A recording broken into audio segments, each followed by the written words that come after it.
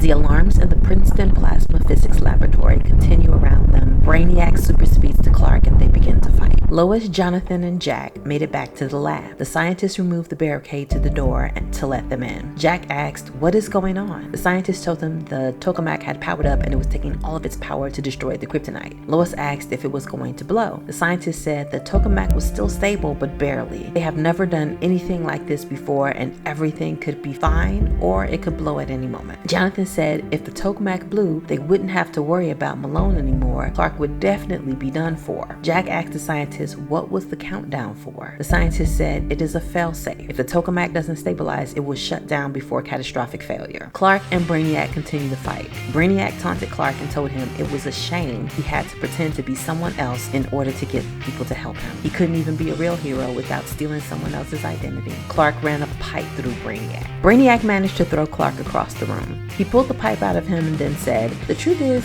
if you didn't have powers, no one would bother to save you." Then Brainiac super speeds off. Clark super speeds back to the lab. Lois asked Clark what happened to Malone. Clark told her that Malcolm Malone was actually an alien called Brainiac, but Clark had no idea what he really wanted. Jonathan told Clark how Brainiac told them there were multiple Kryptonians in Metropolis. Clark asked the scientist if the tokamak was working. The scientist said it looked like it, but he wondered if the tokamak would survive the process. Jack said it better because none of them had billions of dollars to replace it. Jonathan said maybe not us, but Lois had the money she inherited from her dearly departed husband. Lois looked at Jonathan and said, "You have a problem with me?" Jonathan said, "It's not personal. Isn't that what your husband said over and over again when he was ruining people's lives in his crusade?" Lois shouted back, "He was trying to save us all from Clark Luthor." Clark stepped in, uncomfortable with where their argument was going. He said, "What's done is done, and Lois was not to blame for what Oliver did." Jonathan reluctantly conceded, and Lois just grunted. Another alarm went off. Lois asked the scientist if it was the failsafe. He said the failsafe just failed. Tokamak was now unstable, and if they couldn't fix it, it will explode.